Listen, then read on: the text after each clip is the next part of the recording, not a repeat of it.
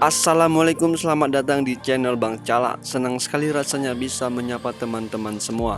Pada kesempatan kali ini Bang Cala akan mengulas fakta sejarah otobus yang pertama kali melayani pengiriman paket dari Sumatera hingga Pulau Jawa. Nah, sebelum kita membahas habis PO Bus tersebut, yuk bantu Bang Cala agar dapat menghadirkan informasi-informasi menarik seputar dunia perbisan di Indonesia dengan menekan tombol subscribe dan aktifkan lonceng notifikasinya.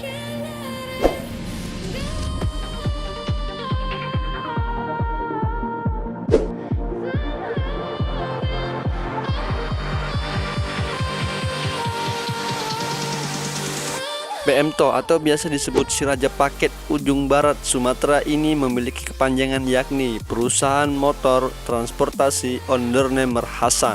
Punya sejarah panjang di dunia moda transportasi darat di Aceh, di mana pada saat itu pengangkutan massal yaitu kendaraan bus digunakan sebagai alat pengangkut masyarakat untuk bepergian ke suatu daerah dan menjadi andalan di sana. Maka hadirlah sebuah perusahaan yaitu PU PMTO. Pada tahun 1957 di Nanggro Aceh Darussalam berdiri dengan Tauke Hasan merupakan penggagas usaha tersebut. Dengan kegigihannya, beliau menjadikannya salah satu perusahaan bus legendaris di Aceh, bahkan di Indonesia, dan masih eksis hingga saat ini. Dihimpun dari berbagai sumber, kata ondernemer berasal dari bahasa Belanda yang memiliki arti pengusaha atau toke, lantas menjadi nama perusahaan.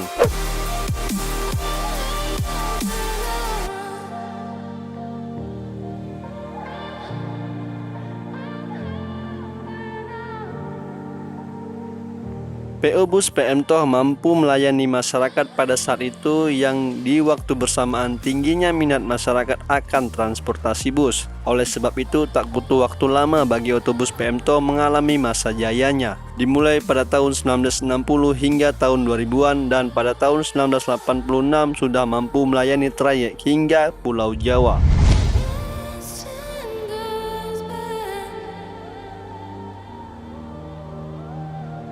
Perusahaan jasa layanan angkutan yang identik dengan warna hijau tua pada awalnya merupakan armada akap Medan Banda Aceh dan mengalami pertumbuhan sangat cepat periode tahun 1960 serta mampu melayani trayek jarak jauh hingga ke kota Solo. Meski bukan merupakan bus tertua di Aceh, tetapi PMTO adalah perusahaan bus pertama yang menembus hingga Pulau Jawa dengan trayek kota-kota besar sepanjang Sumatera, mulai dari Aceh, Medan, Pekanbaru, Palembang, Lampung. Adapun kota-kota yang dilalui di Pulau Jawa yakni kota Jakarta, Solo, dan Yogyakarta, di mana di waktu yang bersamaan sudah ada perusahaan bus yang sudah beroperasi.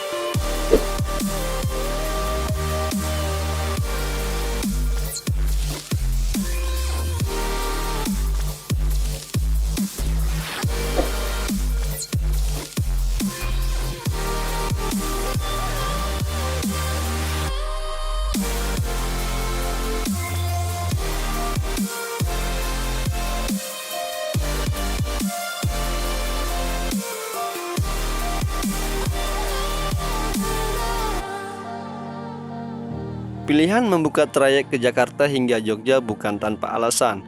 Pada waktu itu, kita menangkap peluang bisnis untuk melayani kebutuhan transportasi bagi para transmigrasi dari Aceh Tengah, Aceh Barat, dan beberapa wilayah transmigrasi lainnya di Aceh. Mereka yang ingin pulang ke kampung halaman mereka di Jawa, para transmigrasi yang sudah sukses di Aceh membutuhkan sarana transportasi. Dengan melihat potensi bisnisnya besar, sang owner berinisiatif secepatnya agar dapat membuka trayek ke Pulau Jawa. Barulah pada tahun 1986 pertama kalinya trayek ke Pulau Jawa beroperasi. Butuh waktu 1 tahun untuk mengurus izin trayeknya. Para transmigran yang ingin pulang bersama keluarganya serta membawa hasil perkebunan mereka seperti kopi dan tanaman lainnya. Dikutip dari Bapak Jumadi Hamid, generasi ketiga penerus PMTO yang merupakan cucu dari pendiri yaitu almarhum Tauke Hasan dan putra dari Bapak Abdul Hamid yang merupakan generasi kedua. Di era tersebut PMTO menikmati masa kejayaannya. PMTO punya kantor di beberapa kota besar Sumatera maupun di Jawa, bahkan pernah menembus hingga Pulau Bali.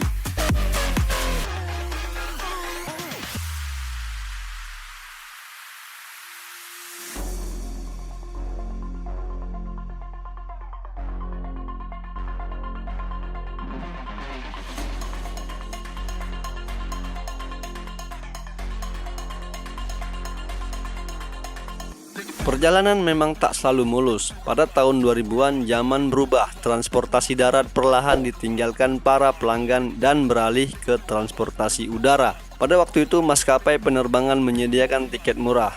Kata Pak Jumadi Ahmad, era tiket pesawat murah itulah yang merontokkan kami. Bayangkan ke Jakarta naik pesawat 500.000 perak sama dengan ongkos bus. Dari kejadian tersebut satu persatu kantor PM TOH tutup hingga yang tersisa hanya ada di Aceh, Medan, Jakarta, dan Solo. Bisnis PM TOH kemudian tak lagi berpangku sepenuhnya pada angkutan penumpang, melainkan juga dikembangkan jadi angkutan barang dan paket.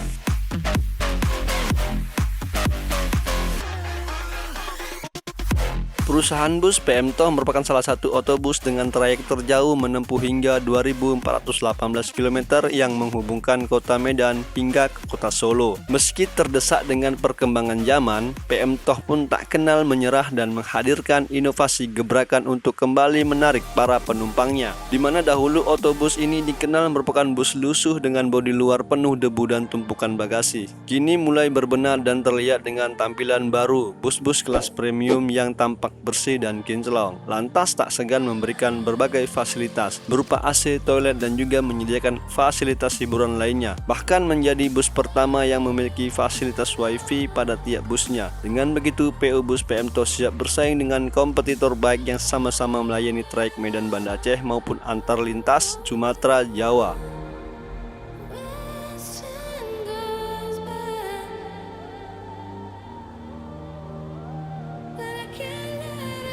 Dengan dinominasi mesin Mercedes-Benz untuk armada bus andalannya, di mana keseluruhan menggunakan line up pabrikan asal Jerman yang memang dikenal tangguh. Perusahaan bus ini menggunakan beberapa kasis dengan tipe bus OH1836, OH1830, OH1626, OH1526, dan OH1521. Dan untuk line menuju Pulau Jawa masih mempercayai armada tua yaitu OH1518 dan OH1521. Mengingat medan yang dilalui begitu berat dan okupansi penumpang yang tak seramai dulu.